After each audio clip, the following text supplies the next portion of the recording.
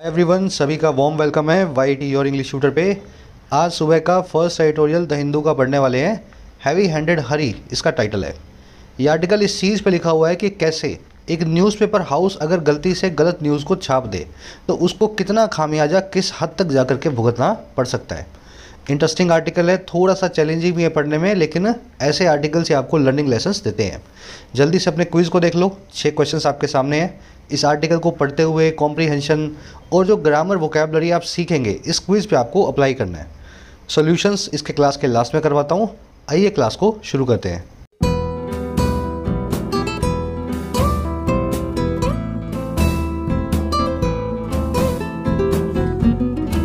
Alright, कह रहे जी heavy handed हरी। देखिए, हरी का मतलब होता है जल्दीबाजी, इसको रश भी बोलते हैं। और हैवी हैंडेड का मतलब होता है स्ट्रिक्ट, और ना केवल स्ट्रिक्ट, बहुत ही स्ट्रिक्ट, वेरी स्ट्रिक्ट। कह रहे किसी ने एक ऐसी जल्दबाजी दिखाई है जो बड़ी हैवी हैंडेड है, जो बड़ी स्ट्रिक्ट है।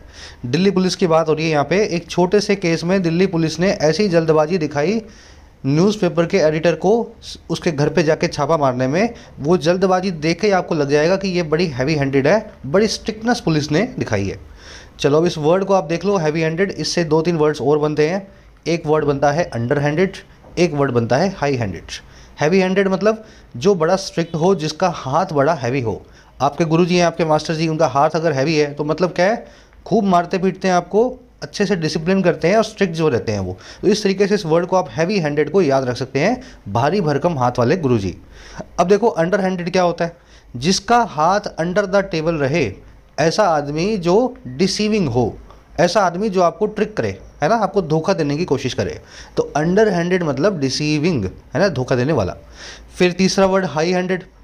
आपने सुना होगा जब भी कोई इन्फ्लुएंशियल पर्सन होता है वो किसी से हाथ मिलाता है तो अपने हाथ को हमेशा ऊपर रखेगा। अगर आप कभी किसी बड़े प्रेसिडेंट PM के आपस की वो देखो मीटिंग को, जैसे डोनाल्ड ट्रंप है, जब भी किसी से हाथ मिलाते थे तो अपना हाथ हमेशा ऊपर रखते थे। तो ये जो होती है ना, एरोगेंस की निशानी होती है, आपके अंदर की अकड़पने की निशानी होती है। ह्यूब्रिस भी बोल सकते हैं इसको। आप अपना हाथ हमेशा ऊपर रखेंगे, सामने वाले को ये दिखाएंगे कि मैं आपसे सुपीरियर हूँ, है ना। तो हाई हैंडेड का मतलब ही होता है एरोगेंट, ह्यूब्रिस वाला भरी हुई कोई चीज़, या कैवेलियर। कैवेलियर का मतलब होता है अकड़ भरा। तो ये हैंडेड से बनने वाले 3 एडजेक्टिव्स हैं, इनको दिमाग में बिठाना। चलो आगे बढ़ते हैं। इस आर्टिकल के टाइटल पैराग्राफ को देखते हैं क्या कहना चाह रहा है। कह रहा है जी, perils of editorial laxity are obvious. कह रहा है but defamation should be decriminalised. कह रहे जो पेरिल्स हैं, पेरिल का मतलब होता है खतरा, रिस्क, डेंजर, जॉपर्डी, हैजर्ड। ये सारे वर्ड आप जानते होंगे, खतरे के सिनोनिम्स हैं। दिखा देता हूँ, यहाँ लिख के भी रखे मैंने। कह रहे जो खतरे हैं एडिटोरियल में लैक्सिटी के। एडिटोरियल का मतलब है राइट करने में, राइट करने का जो काम होता है एज एन एडिटर, किसी भी चीज़ को, न्यूज़पेपर को, किसी न्यूज़ को, किसी स्टोरी को। कह रहे जो खतरे हैं ना एडिटोरियल लैक्सिटी के, लैक्सिटी मतलब केयरलेसनेस, किसी चीज़ में लापरवाही। कह रहे ये खतरे ऑब्वियस हैं, हमें पता है ये खतरे तो होते ही होते हैं। अगर कोई गलत न्यूज़ छापोगे तो उसके रिपरकशंस तो हो गए ही होंगे। कह रहे लेकिन बात ये है कि डेफेमेशन जो है ना, डेफेमेशन मतलब मानहानि, किसी का विलिफिकेशन। कह रहे इस डेफेमेशन को डीक्रिमिनलाइज कर दिया जाना चाहिए, इसको एक नॉन अरेस्टेबल ऑफेंस बना दिया जाना चाहिए। डीक्रिमिनलाइज करना मतलब किसी चीज़ को क्रिमिनल ऑफेंस ना बनाना। छोटा मोटा ऑफेंस है, क्रिमिनल नहीं है। बस डेफेमेशन हुआ है, आपको कोर्ट ने बुलाया, आप कोर्ट से जाके माफ़ी मांग के आ गए। ऐसा केस ना बने कि आपको पुलिस आके घर पे अरेस्ट कर रही है। बात आ रही है समझ में। तो होता यही है, न्यूज़पेपर वाले कभी कभी गलती से गलत न्यूज़ छाप देते हैं और लोगों को गुस्सा आ जाता है। वो न्यूज़पेपर पे मानहानि के दावे ठोक देते हैं और मानहानि का दावा ठुकने की वजह से न्यूज़पेपर का मालिक जो है जेल में चला जाता है। तो कह रहे खतरे तो ऑब्वियस है, सबको पता है, लेकिन ये काम बिल्कुल भी नहीं होना चाहिए। सेंटेंस का सोल पकड़ में आना चाहिए आपको, कहना क्या चाह रहा है। पेरिल्स आपका सब्जेक्ट है, पेरिल का मतलब खतरा। ये जॉपर्डाइज तो मैंने यार एक्चुअल में वर्ब बना दी, इसको मुझे नाउन फॉर्म में लिखना चाहिए, जॉपर्डी, ठीक है। हैजर्ड, जॉपर्डी जरूर याद रखें, खतरे के 2 अच्छे एडवांस सिनोनिम्स हैं। लैक्सिटी का मतलब है लापरवाही, केयरलेसनेस, इसको नेग्लिजेंस भी बोलते हैं। अच्छा, डेफेमेशन मतलब मानहानि, विलिफिकेशन, लेबल या सिलेंडर भी बोल सकते हो। डेफेमेशन किसी को आपने डिफेम किया है, किसी के ऊपर, समझ गए ना, छींटे उछाले हैं आपने, कीचड़ उछाला है। डीक्रिमिनलाइज करना मतलब किसी चीज़ को क्रिमिनल ऑफेंस ना रहने देना, किसी चीज़ को एक नॉन अरेस्टेबल ऑफेंस बना देना। समझ में आ गया। चलो अब आगे बढ़ते हैं। इस आर्टिकल में वोकैब बहुत सारी है, जल्दी से वोकैब पे नज़र डालेंगे ताकि इसको अपने स्मूथली पढ़ सकें। उसी के साथ में मॉक टेस्ट के लिए आप सभी को मैं रेफर करता हूँ टेस्टबुक.com। आपने रिसेंटली फील किया होगा कि टेक्स्ट बुक का जो पास है 400 रुपये का पास अब हो चुका है 500 रुपये का। अब जिन लोगों ने पुराने प्राइसेस को मिस कर दिया था, बहुत ही अच्छा मौका है अगले 2 दिनों के लिए। सीधे सीधे आधी कीमत पे आप 1 ईयर पास को अवेल कर सकते हैं। याद रखें 2 दिन का ऑफर है ये। टेक्स्ट बुक के लिंक पे जाओ, कमेंट सेक्शन में रखा है। 400 रुपये का पास आपको दिखाएगा 299 में।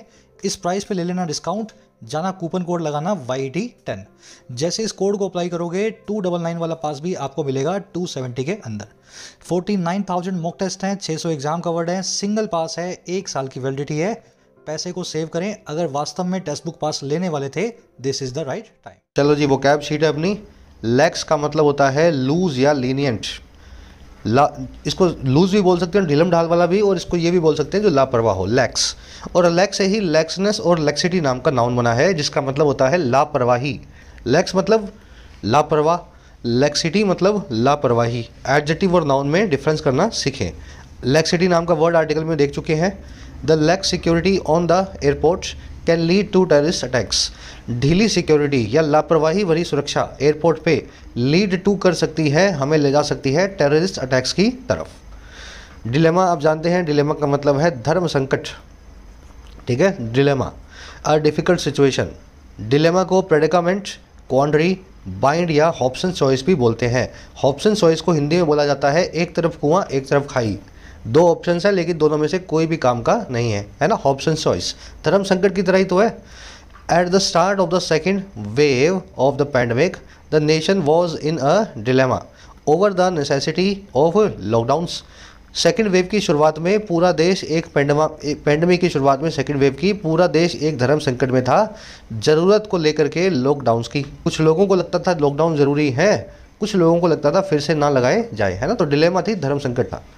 चलो अब इन सेंटेंसेस को चेंज करना पड़ेगा। वेव्स वगैरह तो बहुत पीछे छूट गई हैं। चलो अगली बार जब ये सेंटेंस आएगा, कुछ नया सेंटेंस इसमें इस वर्ड के ऊपर मैं बना के रख दूंगा। अगला वर्ड देखो अपना आज का। अगला वर्ड है फोर्ज। फोर्ज के 2-3 मीनिंग होते हैं। पहला मीनिंग होता है फोर्ज का, किसी चीज़ को बड़ा जोर लगा के सक्सेसफुल बनाना। जैसे कोई डील है, कोई रिश्ता है, अलायंस है ना। दूसरा इसका मीनिंग होता है किसी चीज़ में जालसाजी करना, खास करके डॉक्यूमेंट्स को नकली करके, इलीगल डॉक्यूमेंट्स को बनाना। समझ में आया? किसी का प्लॉट का कागज़ बना लिया, उसके प्लॉट पे कब्जा कर लिया, फोर्ज करना। और तीसरा इसका मीनिंग होता है हथौड़ा मार मार के किसी चीज़ को शेप में लाना, जिस शेप में लाना चाहते हो। जैसे लोहार जो है फोर्ज करता है बर्तनों को, मार मार के हथौड़ा जो है स्टील के ऊपर उसके बर्तन बना देता है। तो फोर्ज के तीनों ही मीनिंग्स होते हैं। आज जो है ना दूसरा वाला मीनिंग इस वर्ड का आप देखेंगे, नकली जालसाजी वाले डॉक्यूमेंट्स बनाना। He was accuse of forging the property documents of his uncle. उस पर आरोप लगा था गलत डॉक्यूमेंट्स बनाने का प्रॉपर्टी के, अपने अंकल के, अपने चाचा के। ठीक है। फॉल्सीफाई, फैब्रिकेट, टेम्पर विद, मैनिपुलेट, ये सब जो है जालसाजी भरे डॉक्यूमेंट्स बनाने के लिए यूज़ होते हैं। आज फैब्रिकेट नाम का वर्ड आर्टिकल में देखेंगे। चलिए अगला वर्ड है फियास्को। कई बार आ गया पिछले 10-12 दिनों में। फियास्को का मतलब होता है एक बड़ा सा ब्लंडर, एक बहुत बड़ी मिस्टेक या बहुत बड़ी नाकामयाबी। 5 बार एग्ज़ाम दिया और 5 बार प्री क्लियर नहीं हुआ, तो ये फियास्को की तरह ही है आपके लिए, क्योंकि आपने मेहनत नहीं की और 5 साल जो है एग्ज़ाम देते रह गए, है ना। फियास्को। फियास्को को एम्बैरेसिंग और डिस्ट्रक्टिव फेलियर भी बोलते हैं। डिबैकल, ब्लंडर, डिजास्टर, सेटबैक सब इसके सिनोनिम्स हैं। आज डिबैकल नाम का वर्ड आर्टिकल में आएगा। The 3 farm bills ended in a political fiasco for the NDA led government. 3 कृषि कानून जो है ख़त्म हुए, एंड अप हुए, और किसमें? एक राजनीतिक नाकामयाबी में, फियास्को में, NDA की सरकार के लिए, NDA लेड गवर्नमेंट के लिए। चलो फियास्को वर्ड इसका सिनोनिम डिबैकल आर्टिकल में आएगा। अब एक सवाल आपसे यही पूछ रहा हूँ, बड़ी नाकामयाबी तो फियास्को, और बड़ी सफलता को क्या बोलते हैं? बार बार इसलिए पूछता हूँ ताकि बोलोगे, सीखोगे, लिखोगे, दिमाग में बैठ जाएगा, है ना। बड़ी सफलता को इंग्लिश में क्या बोलते हैं? आता है तो डालो कमेंट्स में, नहीं आता है तो दूसरे के कमेंट जाके पढ़ लो, है ना।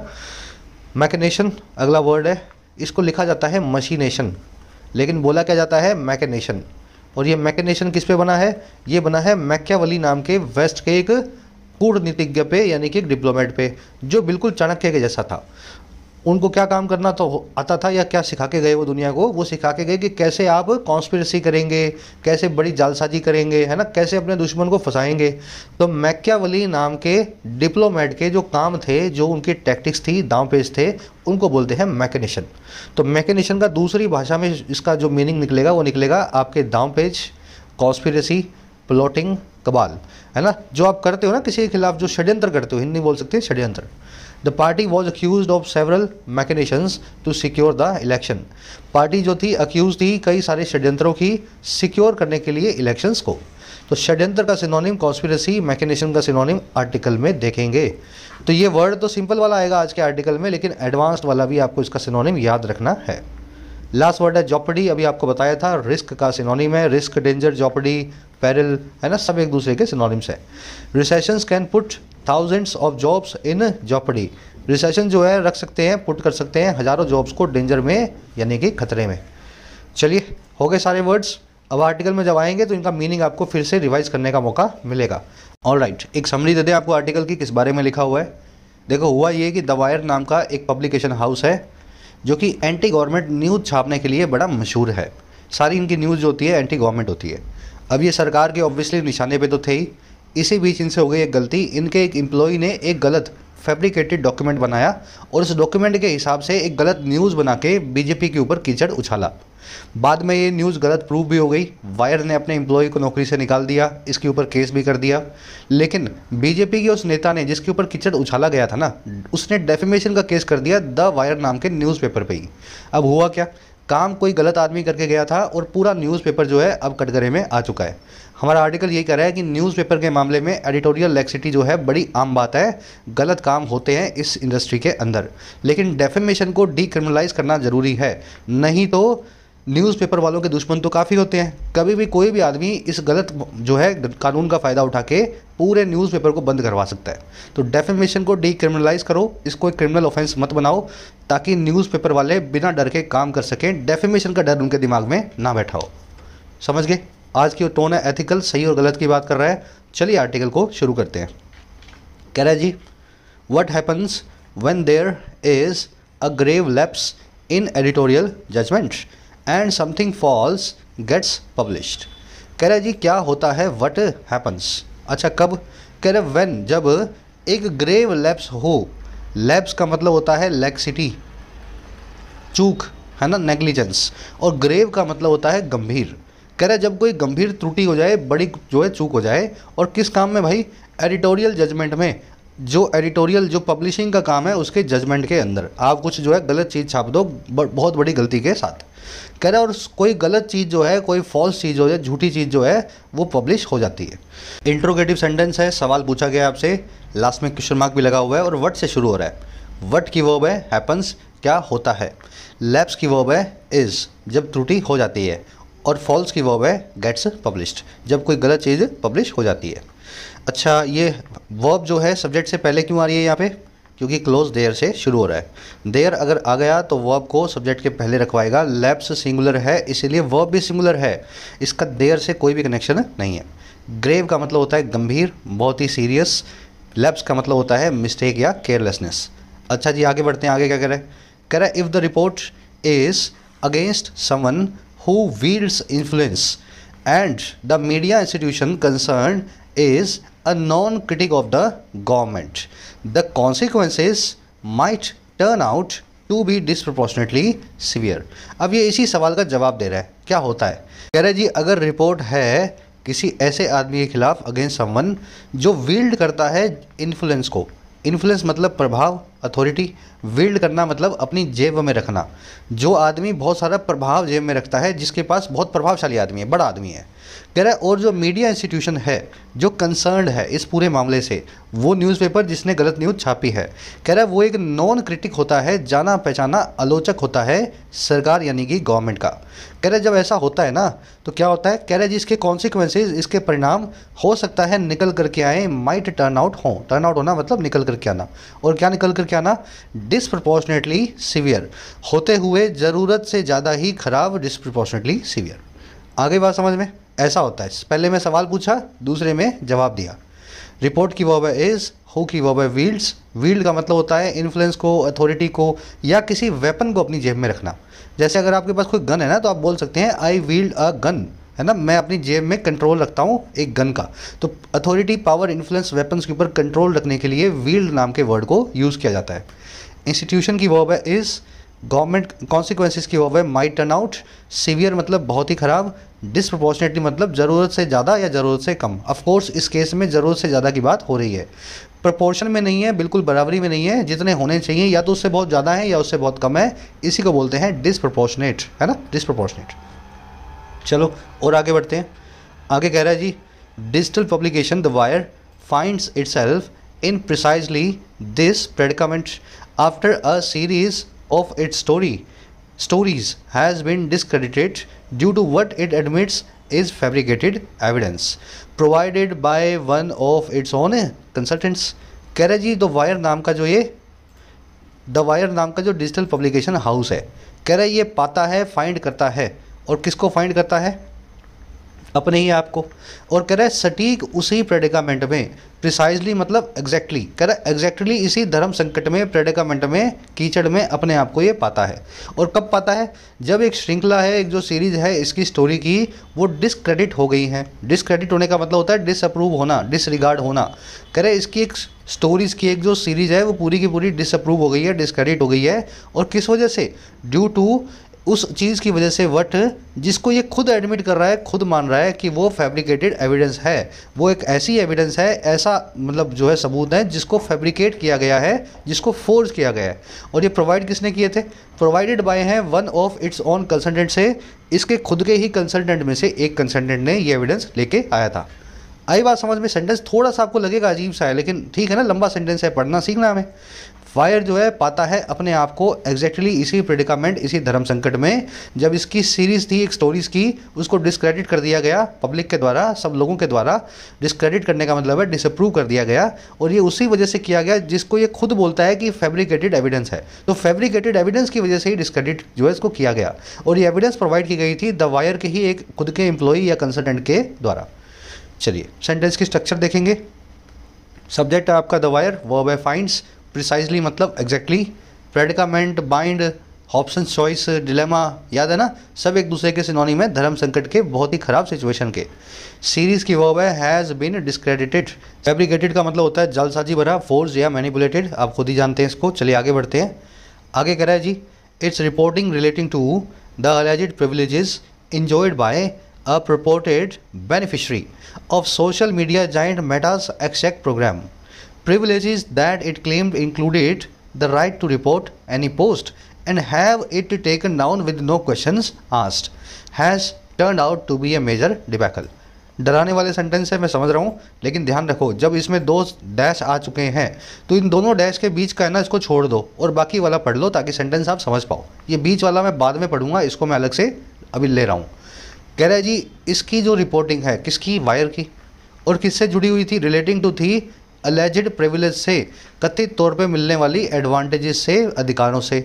और कौन सी प्रिविलेज है? ये वो प्रिविलेज हैं, वो अधिकार हैं, वो सुविधाएं हैं जो इंजॉय बाय की जाती हैं, जिनका मज़ा लिया जाता है कथित तौर पे बेनिफिशियरी के द्वारा, ऐसे आदमी के द्वारा जो बेनिफिशियरी है कथित तौर पे। हमें पता नहीं है, बस कहा जाता है कि वो बेनिफिशियरी है, फ़ायदा लेने वाला है। और किसका बेनिफिशियरी है जी? सोशल मीडिया प्लेटफॉर्म यानी कि मेटा यानी फेसबुक, इसके एक्स चेक प्रोग्राम का। तो इसने कोई प्रोग्राम चलाया होगा फेसबुक ने, एक्स चेक। कह रहे इसकी जो रिपोर्टिंग थी ना, इन सब चीज़ों से रिलेटेड, उन प्रिविलेजेस से रिलेटेड जो इस एक्स चेक प्रोग्राम में बेनिफिशियरी को कथित तौर पर मिलती थी। कह रहा है इसकी रिपोर्टिंग टर्न आउट हुई है, बीच का छोड़ रहे हैं हम सारा। कह रहा है इसकी रिपोर्टिंग निकल करके आई है, और क्या? एक बहुत ही बड़ा मेजर सा डिबैकल, एक बहुत ही बड़ी नाकामयाबी इस न्यूज़पेपर हाउस के लिए। आगे बात समझ में? अब ये बीच वाला है, इसको भी पढ़ लो, अब पता लगेगा। कह रहे जी privileges that it claimed included, ये वो प्रिविलेजेस थी, वो अधिकार थे, वो सुविधाएं थी जिसको इसने क्लेम कर दिया वायर ने कि वो इंक्लूड करती थी। और किसको? Right to report any post, उस राइट को, उस हक को जो किसी भी पोस्ट को रिपोर्ट करने का था। आप किसी भी पोस्ट को रिपोर्ट कर दो फेसबुक पे। And have it taken down with no questions asked, और इसको टेक डाउन करवाने का था, उस पोस्ट को नीचे लगवाने का था, मतलब हटवाने का था, बिना किसी सवाल पूछवाए गूगल के या फेसबुक के द्वारा। तो एक्स चेक प्रोग्राम में ऐसा कहा जाता था कथित तौर पे कि जिसके पास इस प्रोग्राम की चाबी है, सरकार के अंदर जो आदमी बैठा है इस प्रोग्राम का बेनिफिशियरी, वो किसी भी पोस्ट को हटवा सकता है और किसी भी पोस्ट को रिपोर्ट कर सकता है, कोई सवाल का जवाब उसको जो है फेसबुक को नहीं देना। अब सेंटेंस समझ में आया? ये बीच में जो बताया गया है ये प्रिविलेजेस के बारे में बताया गया, किस प्रकार की थी। सेंटेंस का सब्जेक्ट है रिपोर्टिंग, वर्ब है हैज टर्न्ड आउट। डिबैकल का मतलब होता है एक बड़ी सी नाकामयाबी, इसको सेटबैक भी बोलते हैं। इसको क्या बोलते हैं, सारे सिनोनिम इसके यहाँ लिख दिए हैं। Fiasco, blunder, setback. A huge success मैंने आपसे पूछा था, बड़ी कामयाबी के लिए कौन सा वर्ड यूज़ होता है? जिन्होंने नहीं डाला आप देख लो, जिन्होंने लिख दिया कमेंट्स में ठीक है, जिन्होंने नहीं लिखा फटाफट याद कर सकते हो। इसको बोलते हैं ब्रेक थ्रू। बड़ी कामयाबी ब्रेक थ्रू, बड़ी नाकामयाबी डिबैकल। चलिए, अच्छा और इसमें कुछ देखने वाला है। एक कॉन्सेप्ट है यहाँ पे हैव वाला, शायद मैंने यहाँ नहीं लिखा, चलो यहाँ लिख दिया उस कॉन्सेप्ट को, है ना। ये हैव के बाद में इट लगा हुआ और फिर वर्ब की थर्ड फॉर्म लगी हुई है। इस स्ट्रक्चर को, पॉजिटिव वर्ब की स्ट्रक्चर को आगे यहाँ पे इस कॉन्सेप्ट को देखेंगे। आगे कह रहे हैं जी, Amit Malviya, head of the ruling BJP's national IT department, named as the one who got an Instagram post removed, has filed a police complaint.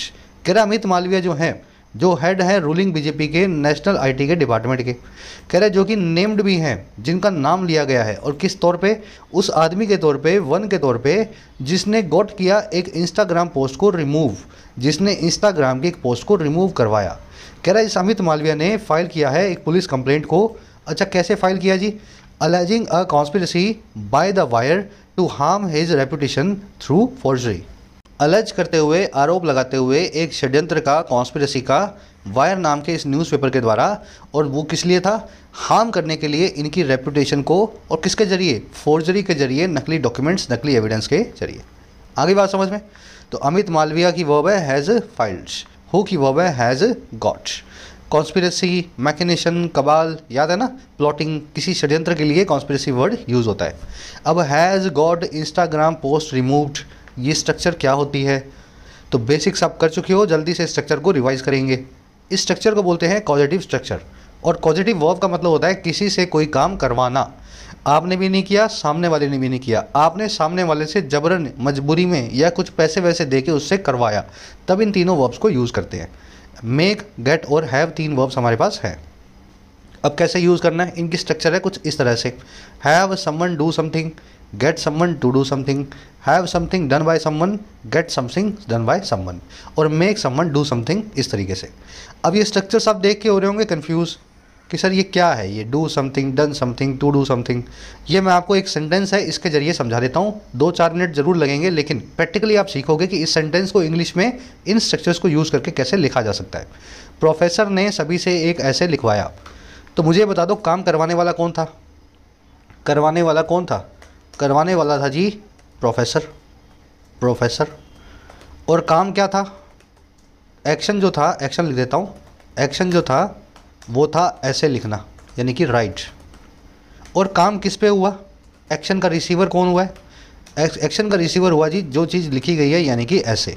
बस 3 चीज़ें आपको पकड़नी होती हैं, ठीक है। और काम किससे करवाया गया? एक्चुअल में डूअर कौन था? डूअर जो था जी वो था हम, यानी कि अस, सभी से, यानी एवरीवन। एवरीवन लिख दो, एवरीवन। तो कुछ इस तरीके से आपकी स्ट्रक्चर यहाँ पे बनेगी। करवाने वाला प्रोफेसर, करवाने वाला प्रोफेसर, करने वाले हम, एक्शन का नाम है राइट करना, और जो करवाया गया है, जिसके ऊपर एक्शन किया गया है, वो है ऐसे। अब इसको अपने को इंग्लिश में कैसे लिखना है जी? इस स्ट्रक्चर को यूज़ करते हुए मैं ऐसा लिखूँगा, पहले लिख रहा हूँ एक्टिव में, मैं लिखूँगा द प्रोफेसर। एक्टिव में तो करवाने वाला पहले आ जाएगा ना, तो द प्रोफेसर। अब देखो ये स्ट्रक्चर यूज़ कर सकता हूँ, मेक स्ट्रक्चर को यूज़ करता हूँ पहले। तो ये पास्ट में हुआ काम, तो मैं यहाँ लिख देता हूँ मेड, तो मैं लिखूँगा मेड। अब मेक क्या बोल रही है? जिससे काम करवाया गया हो उसको पहले लिखा जाए। तो पहले किससे काम करवाया गया? एवरीवन से, तो मेड एवरीवन। और फिर उस काम को वर्ब की बेस फॉर्म से बताया जाए। तो काम क्या है यहाँ पे? राइट करना, तो मैं लिखूँगा मेड एवरीवन राइट। अब क्या राइट किया? इस वर्ब का ऑब्जेक्ट है ऐसे, तो यहाँ लिख देता हूँ एन ऐसे। आ गया इंग्लिश में, हिंदी से स्ट्रक्चर समझ में आई? स्ट्रक्चर दिमाग में बैठी? The professor made everyone write an essay. अब इसी सेंटेंस को हमें लिखना है हैव को यूज़ करके। तो कैसे लिखूँगा? मैं इसको कॉपी कर रहा हूँ, स्ट्रक्चर वही रहेगी, मेड की जगह पे हैड आ जाएगा, और यहाँ पे भी राइट ही रहेगा, क्योंकि यहाँ पे भी वर्ब का बेस फॉर्म यूज़ करना है। अब इसी स्ट्रक्चर को मान लो मुझे गेट से लिखना हो, तो मैं कैसे लिखूँगा? मैं लिखूँगा इस तरीके से, मेड की जगह लिख दूंगा गॉट, यानी वर्ब की सेकंड फॉर्म, लेकिन यहाँ राइट नहीं लिखूँगा, यहाँ लिखूँगा टू राइट है ना, ऐसे। आई बात समझ में? ये थी ये लेफ्ट वाली तीनों स्ट्रक्चर्स, किसी से कोई काम करवाना। अब ये राइट वाली क्या है जी? देखो इन तीनों स्ट्रक्चर्स को पैसिव में भी लिखा जा सकता है, और मेक का जो पैसिव बनता है वो बिल्कुल डिफरेंट है, तो उसको हम यहाँ पे डिस्कस नहीं करेंगे, वो आप बेसिक्स में कर चुके हो, यहाँ पे करेंगे तो वीडियो लंबी हो जाएगी। तो मेक का पैसिव बनाना बिल्कुल डिफरेंट है, आप सिर्फ हैव और गेट का पैसिव बनाना सीख लो। अब ये स्ट्रक्चर्स आपको फॉलो करनी है हैव और गेट में। कैसे करूँगा? देखो मैं लिखूँगा द प्रोफेसर, है ना। अब देखो हैव के लिए मुझे समथिंग, जिस चीज़ के ऊपर काम हुआ है, अब पैसिव बनाना है ना, तो पहले ऐसे को ले आओ, यहाँ पे लिख दो हैड, सेकंड फॉर्म लगा दो हैड, और अब ऐसे को पहले ले आओ एन ऐसे, ठीक है। अब देखो काम क्या हुआ है, काम हुआ है वर्ब की थर्ड फॉर्म में यानी राइट, तो यहाँ लिखूंगा रिटन, और बाय लगा के बता दो जिसने काम किया था, जो डूअर था, बाय एवरीवन, एवरी। अब आप पूछोगे सर ये हैड से आपने ये वाला सेंटेंस बनाया जिसमें वर्ब की थर्ड फॉर्म यूज़ की, और ये वाला सेंटेंस बनाया जिसमें वर्ब की फर्स्ट फॉर्म यूज़ की, तो इन दोनों में फ़र्क क्या है? सर दोनों सेंटेंस एक ही हैं, ये एक्टिव पॉजिटिव, ये passive positive. Professor had everyone write an essay, professor had an essay written by everyone, एक ही बात है। वैसे ही गेट से भी बनाया जा सकता है इसी स्ट्रक्चर को, स्ट्रक्चर आपके ऊपर दी हुई है सामने, हैड की जगह यहाँ पे गॉट लिख दो। अब गोट में ऐसे को पहले ले आए हो आप फिर से अगेन, क्योंकि आप पैसिव बना रहे हो, इस चक्कर के अंदर वर्ब की थर्ड फॉर्म ही यूज़ होगी। तो ये स्ट्रक्चर्स आपको यूज़ देख लेनी है, और किसी भी तरीके से आप एक्टिव या पैसिव में पॉजिटिव बना सकते हो। आ गई बात समझ में? तो 5 तरीके से आपने बना लिया है। अब ये मेक का पैसिव मैंने बनाना आपको नहीं सिखाया आज की वीडियो में, जिनको आता है बनाने की कोशिश करो, बेसिक्स में हो चुका है ये, आज नहीं बना रहा हूँ, वीडियो लंबी हो जाएगी। बनाओ, खुद से बनाओ, मेक वाले का पैसिव कैसे बनता है, जिनको आता है कमेंट्स में डालना। अब यही स्ट्रक्चर यहाँ पे यूज़ हुई है, had an Instagram post removed, एक इंस्टाग्राम पोस्ट को रिमूव करवाया। आइए बात समझ में, बाय फेसबुक लिख दो, आगे बाय मेटा लिख दो, है ना, जो भी बाय लगा के लिखना है, तो स्ट्रक्चर आपके दिमाग में बैठ गई होगी। ऊपर भी ऐसा हुआ है, हैव इट टेकन डाउन, इस पोस्ट को टेक डाउन करवाया, है ना। पोस्ट के ऊपर काम हो रहा है, वर्ब की थर्ड फॉर्म लगाई जा रही है, पॉजिटिव स्ट्रक्चर है, जिस चीज़ के ऊपर काम हो रहा है उसको पॉजिटिव वर्ब के बाद में लिखा गया है। इसका एक प्यारा सा सुंदर सा स्क्रीनशॉट ले लो, स्क्रीनशॉट ले लो इसका, ताकि आप इसको हमेशा याद रख पाओ। करने वाला, एक्शन, रिसीवर और डूअर, चारों को आपको पकड़ना होता है। चलो आगे बढ़ते हैं जी।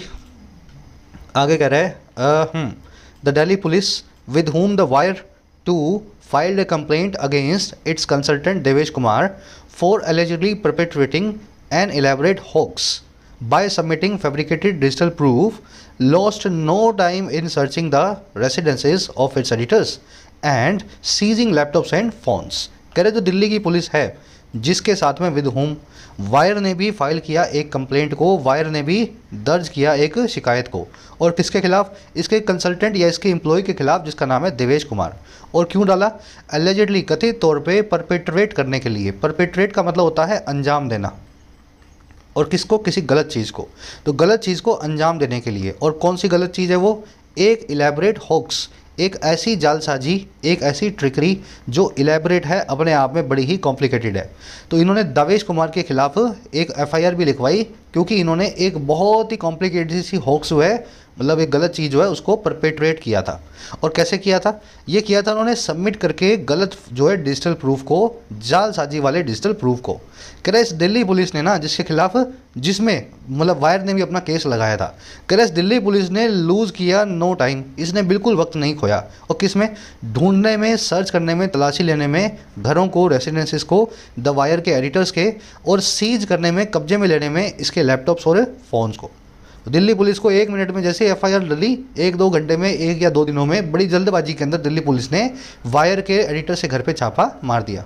पुलिस की वर्ब है लॉस्ट, वायर की वर्ब है फाइल्ड, कंप्लेंट का मतलब होता है शिकायत, ये एक नाउन है, अगर टी निकाल दूं तो कंप्लेंट बन जाएगी एक वर्ब, शिकायत करना। फ़र्क जानते हो ना दोनों में? इलेबोरेट मतलब बहुत ही कॉम्प्लिकेटेड, इलेबोरेट के 2 मीनिंग होते हैं, या तो कॉम्प्लिकेटेड चीज़ हो या डिटेल्ड हो। तो यहाँ पे इलेबोरेट का कॉम्प्लिकेटेड यानी कि पेचीदा वाला मीनिंग यूज़ हो रहा है। हॉक्स का मतलब होता है गलत चीज़, एक मिसचीफ, एक फ्रॉड, एक ट्रिकरी। परपेट्रेट का मतलब होता है अंजाम देना किसी गलत चीज़ को, to commit a bad act या डीड। चलिए और क्या हुआ जी? आगे कह रहा है जी, even by the set standards of the present regime in dealing with vocal dissenters, the hurry shown and seizures made by the police are shocking.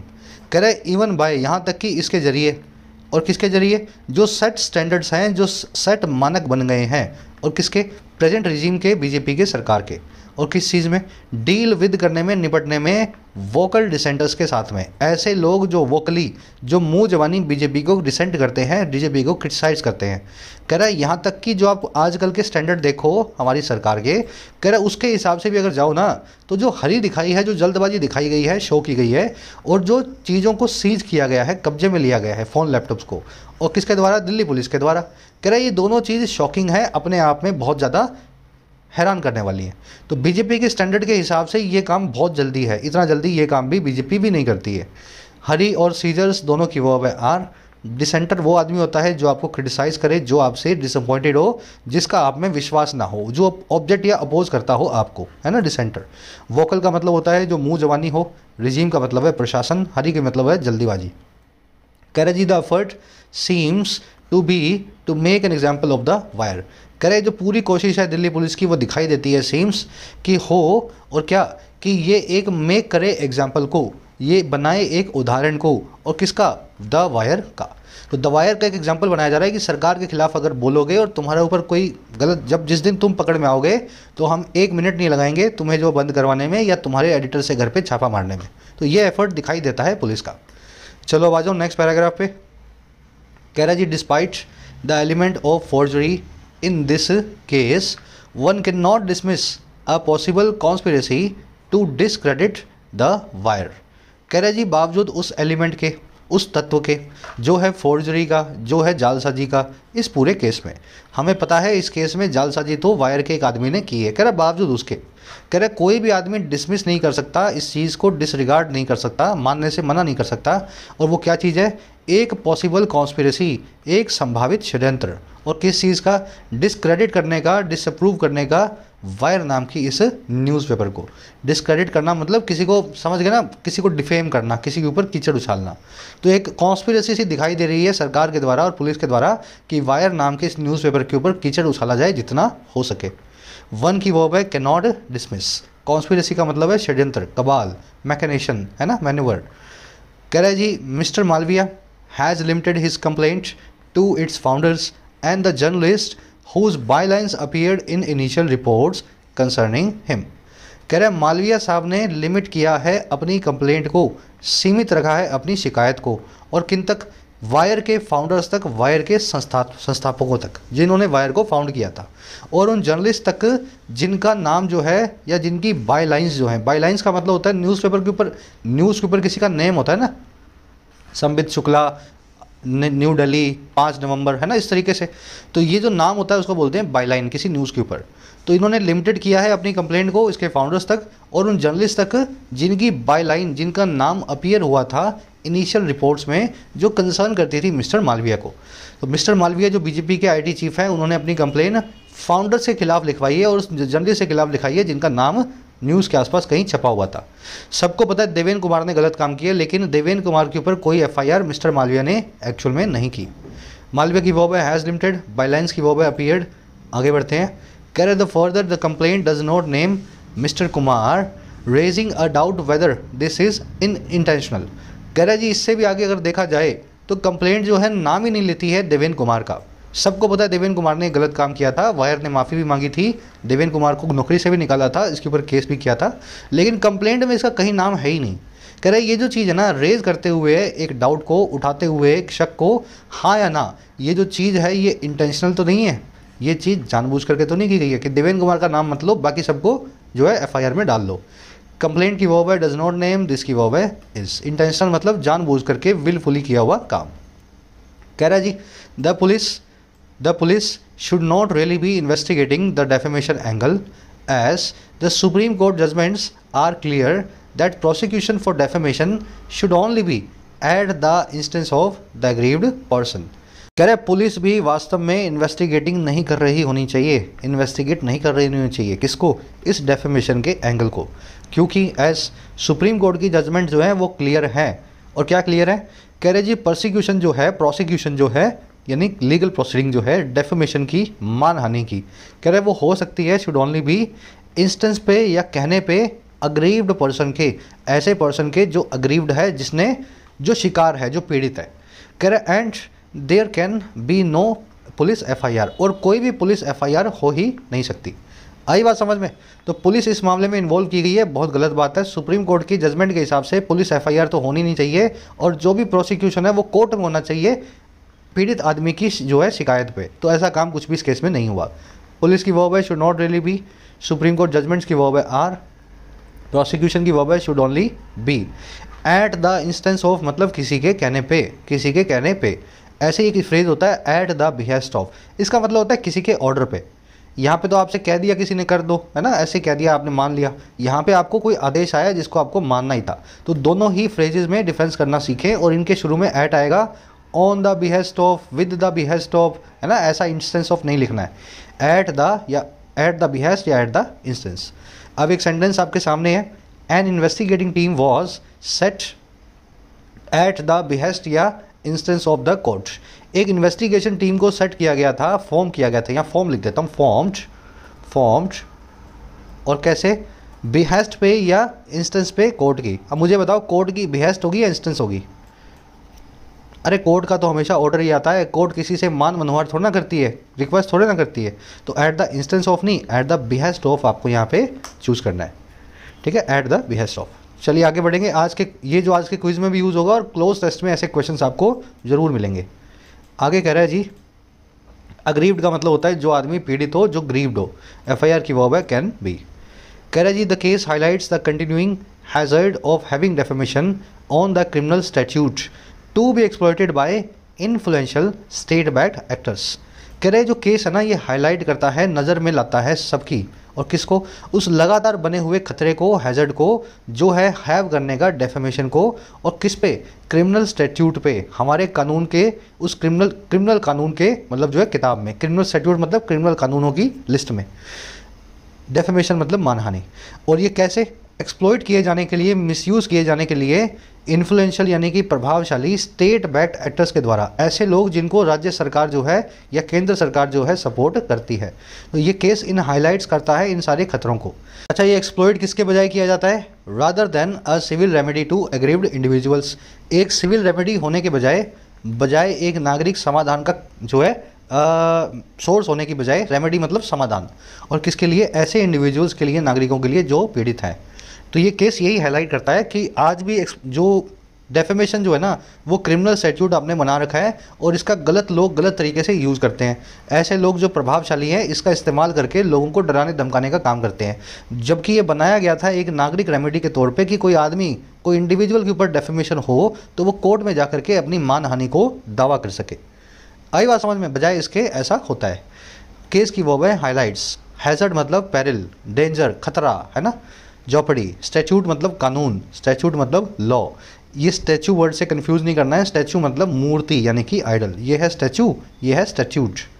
और क्या कह रहा है जी? कह रहा है जी, court's refusal to decriminalise defamation does add state power to the armoury of those waiting for occasional lapses in the media. कह रहा है कोर्ट की भी जो मनाही है, जो रिफ्यूजल है डीक्रिमिनलाइज करने की, क्रिमिनल ऑफेंस का दर्जा इससे हटाने की, और किससे? डेफेमेशन नाम के इस जो है अपराध से, मानहानि से। कह रहे कोर्ट की जो रिफ्यूजल है ना, ये भी ऐड कर देती है स्टेट पावर्स, राज्य की ताकतों को। और किस में ऐड करती है? ये ऐड टू करती है आर्मरी में, हथियारों के जखीरे में। आर्मरी में, आर्मरी मतलब वेपनरी, आपके सारे हथियारों का जो है ग्रुप। और ये आर्मरी किसका? उन लोगों का दोस्त जो वेट फॉर कर रहे होते हैं, जो इंतजार कर रहे होते हैं कभी कभी होने वाली त्रुटियों का, लैप्सिस का, मीडिया के द्वारा, इन द मीडिया। तो कोर्ट मान नहीं रही, इसलिए कुछ लोग जो हैं, स्टेट पावर्स इनके पास है, वो इंतजार ही करते हैं कि मीडिया कुछ गलती करे और इस जो है डेफेमेशन को यूज़ करके मीडिया को सबक सिखाया जा सके। रिफ्यूजल की वर्ब है does add to. Add to का मतलब है इंक्रीज करना। आर्मरी का मतलब होता है कलेक्शन ऑफ योर वेपन्स, आपके हथियारों का जखीरा। आर्मरी को वेपनरी, आर्सेनल या कैश भी बोलते हैं। सभी हथियारों के कलेक्शन के सिनोनिम्स हैं। वन वर्ड्स हैं चारों, ध्यान रखना, है ना, चारों। आगे कह रहा है जी, the absence of malice a key defence in such cases is quite obvious in the Wire case as no one would willfully publish a report based on fabricated proof and fake validation by experts under the clear risk of exposure। कह रहा है जी, जो अब बचाव क्या है wire के पास? कह रहा है एक एब्सेंस जो है, नामौजूदगी जो है मैलिस की, मैलिस का मतलब दुर्भावना होता है, इल विल होता है, मेलेवलेंस होता है। कह रहा है दुर्भावना का जो अभाव है, एब्सेंस है, कह रहे जो एक बहुत ही की डिफेंस भी होता है इन केसेस में, एक बहुत ही इंपॉर्टेंट बचाव का कारण भी होता है। कह रहे वो क्वाइट ऑब्वियस है, बिल्कुल क्लियर है वायर के केस में। इस केस में वायर की कोई दुर्भावना नहीं थी सरकार से कम इस केस में तो नहीं थी। कह रहे क्योंकि एज कोई भी आदमी जानबूझ के पब्लिश नहीं करेगा, इंटेंशनली या विलफुली नहीं छापेगा एक रिपोर्ट को जो बेस्ड ऑन हो, आधारित हो गलत प्रूफ पे, जालसाजी वाले प्रूफ पे और फेक वैलिडेशन बाय एक्सपर्ट्स के द्वारा। और कैसे? Under the clear risk of exposure, सीधे सीधे उस रिस्क के नीचे, उस जोखम के नीचे जो है एक्सपोजर का, भंडा फोड़ का, है ना। तो इस केस में पता लग रहा है कि दुर्भावना वायर की नहीं थी, क्योंकि कोई भी समझदार आदमी ऐसी न्यूज़ नहीं छापता जो गलत चीज़ पे बेस्ड हो और उसको पता है मेरा भंडा फोड़ आज नहीं तो कल होने ही वाला है। एब्सेंस की वर्ब है इज, नो वन की वर्ब है वुड पब्लिश। विलफुली मतलब जानबूझ करके, इंटेंशनली बोल सकते हैं। फेक वैलिडेशन बाय एक्सपर्ट्स मतलब एक्सपर्ट्स के द्वारा गलत तरीके से वैलिडेट करवाया गया है इस न्यूज़ को। कह रहा है जी at the same time media outlets should acknowledge the perils of the interplay between editorial laxity and confirmation bias in assessing the potential story। कह रहा है उसी वक्त पे eight the same time media outlets को भी एक्नॉलेज कर लेना चाहिए, मान लेना चाहिए उन जोखमों को, उन पेरिल्स को जो है आपसी रिश्तों के इंटरप्ले के। रिश्ता किन किन चीज़ों के बीच में है? दो चीज़ों के बीच में। पहला है जी एडिटोरियल लैक्सिटी, छापने के अंदर पब्लिश करने में कोई त्रुटि, और दूसरा है कन्फर्मेशन बायस, आपका दिमाग पहले से ही बायस्ड हो चुका है, किसी मामले में कन्फर्म हो चुका है। आपको लगता है बीजेपी की सरकार गलत काम करती है, आपको लगता है आम आदमी पार्टी की सरकार गलत काम करती है। तो ये दोनों चीज़ों में एक इंटरप्ले होता है, एक रिश्ता होता है। इसको मीडिया आउटलेट्स को समझना चाहिए। ऐसा ना हो कोई गलत न्यूज़ हाथ में लगे और आपका दिमाग तो वैसे ही उस सरकार के खिलाफ चलता है, तो गलत न्यूज़ को बिना वेरिफिकेशन के आप छाप दो। आ रही ना बात समझ में? ये होता है इंटरप्ले। और किस चीज़ में ये काम वही होगा? असेस करने में, जायज़ा लेने में किसी भी पोटेंशियल स्टोरी का। तो स्टोरी का जायज़ा लेते हुए अपने कन्फर्मेशन बायस को साइड में रखो, कौन पसंद है कौन नहीं पसंद है, इसको मीडिया आउटलेट्स को इस चीज़ से मतलब नहीं होना चाहिए। आउटलेट्स की वर्ब है शुड एक्नॉलेज, कन्फर्मेशन बायस आप समझते हैं, आपका दिमाग पहले से ही बायस्ड हो चुका है, कन्फर्म हो चुका है किसी की तरफ। असेस करना मतलब जायज़ा लेना, इंटरप्ले मतलब आपसी रिश्ता। चलिए मैं बता रहा हूँ, आर्टिकल आपको आपके लिमिट्स तक पुश करने वाला था, सिंपल आर्टिकल नहीं था, फिर भी 60-70% अगर आपने समझा हो तो बहुत अच्छी बात है ना। चलो फर्स्ट क्वेश्चन है आपका, एडिटोरियल लैक्सिटी टर्म का क्या मतलब होता है, जैसा कि पैसेज में बताया गया है उसके हिसाब से। तो ये आप खुद ही कर सकते हो, करवाने की ज़रूरत नहीं है। फर्स्ट कमेंट में मेरा आंसर डाल रहा हूँ, मेरे से अपने को मैच कर लेना, ठीक है, कोशिश करो। सेकंड में पूछा है कि करेक्टली मैच जो है पेयर को करेक्ट जो है सेलेक्ट करना है। मान लो मालवीय द वायर के हैं, एक्सट्रैक्ट प्रोग्राम गूगल का है, तो ये आपका आंसर हो जाएगा या ये आपका आंसर हो जाएगा। तो जो दो चीज़ें आपस में कनेक्टेड है ना, उसको सही आंसर बना के आपको लिखना है। ये भी हो जाएगा, बहुत इजी क्वेश्चन है। थर्ड फोर्थ में दो एरर से क्वेश्चन है, बता देता हूँ मैं कहाँ पे हो सकते हैं। एक तो इसके आसपास हो सकता है और एक यहाँ पे इसके आसपास इस स्ट्रक्चर के अंदर हो सकता है। कोशिश करो ढूंढने की, आंसर्स कमेंट में रखे हुए हैं, फर्स्ट कमेंट से जाके निकाल लेना। पांचवें में आपसे पूछा है अंडर हैंडेड और ओवर हैंडेड के बीच में क्या डिफरेंस होता है। तो दो होमोनिम्स हैं, कोशिश करो अंडर हैंडेड ओवर हैंडेड दोनों के मीनिंग लिख दो, वहीं से डिफरेंस निकल आएगा। सिक्स में आपसे पूछा है एट द इंस्टेंस ऑफ को एक सेंटेंस में यूज़ करना है। इसका मीनिंग आप जानते हैं, किसी की शय पे या किसी के कहने पे। तो किसी के कहने पे या शय पे को कैसे लिखोगे इंग्लिश में, एक सेंटेंस बना के सभी लोग लिखेंगे। आउट ऑफ 6 कितने मार्क्स मिले ज़रूर से बताना, मेरे आंसर भी कमेंट सेक्शन में डाल रहा हूँ, मेरे से अपने मैच कर लेना। कोर्सेज अवेलेबल हैं ऐप पे, जाके फ़ायदा ले सकते हो। टाइम रहते ही कोर्सेज का फ़ायदा लेना है, ऐसा ना हो लास्ट मोमेंट पे आकर के आप मैसेज करें सर 15 दिन रह गए, 1 महीना रह गया। अभी जब वक्त है पढ़ने का तो पढ़ाई पे पूरा ध्यान दो। कंटेंट सारा अवेलेबल है एप्लीकेशन पे, राइटिंग का, एसएससी का और बैंकिंग का। ऐप को जाओ, कमेंट सेक्शन से डाउनलोड करो, फर्स्ट कमेंट से लिंक रखा है। कोई भी क्वेरी हो, ये नंबर है व्हाट्सएप का, टीम से आप मैसेज करके बात कर सकते हैं व्हाट्सएप पे।